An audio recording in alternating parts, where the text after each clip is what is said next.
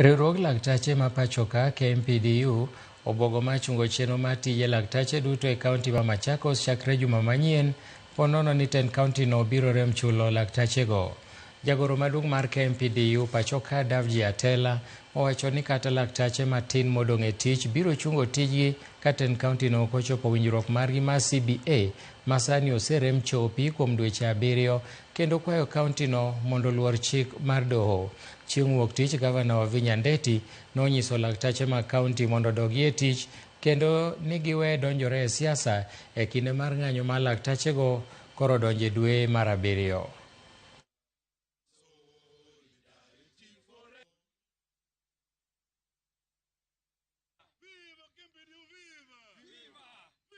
When doctors working in Machakos have felt the pain of the patients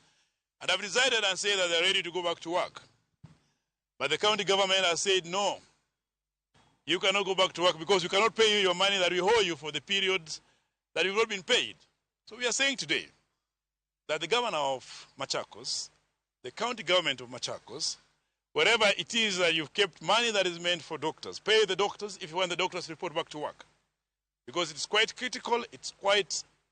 important that the doctors be paid, without which you don't expect any services to be offered in the facilities.